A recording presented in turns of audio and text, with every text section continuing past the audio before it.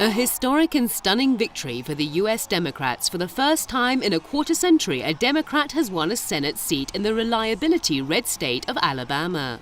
Former prosecutor Doug Jones has defeated his Republican rival Roy Moore by securing nearly 50% of the votes in the special election which was held to fill the Senate seat vacated by now Attorney General Jeff Sessions.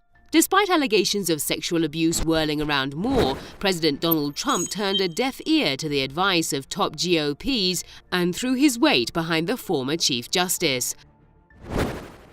In fact, the sexual scandal business is, I think, a diversion. No one can really attack Trump or the Republicans on the meaningful issues of their militaristic policy, the great mistakes they're making internationally and on the environment. Rather than really attacking these issues, people are turning to what I say is yellow journalism. That said, Jones' victory is viewed as a major personal blow to Trump, who has been leading a turbulent administration since January the 20th. I wouldn't say he's losing support from his base, but he could be losing a lot of women's supporters that had usually voted Democrat that did vote for Trump for economic reasons. They are now going to be under pressure to not vote for him. It's not as if he's really losing his base, which is very hardcore and will vote for him and believe him no matter what.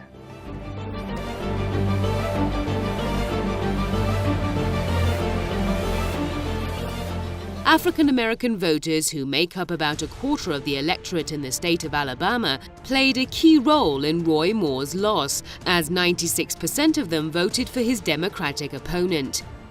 I am truly overwhelmed. But you know, folks, and you have all heard me say this at one point or another in this campaign, I have always believed that the people of Alabama had more in common than to divide us. The African American community, thank you!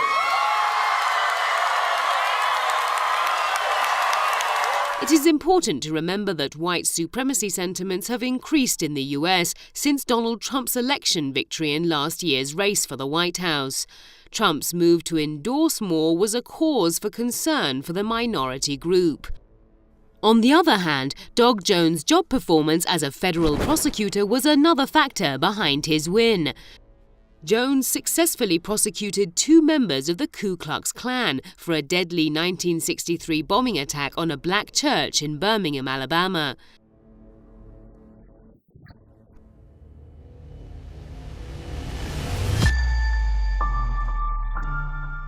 Meanwhile, Doug Jones' victory is expected to have severe consequences for the Republicans, as the party's narrow majority in the Senate will be reduced to 51 to 49. Senate Democrats, who are now just 2 seats away from the majority, could pose obstacles to President Trump and his Republican political base, trying to pursue their policy agenda in 2018. Moreover, Jones' triumph has raised the Democrats' hopes that they could win the Senate majority in the midterm elections scheduled for November 2018.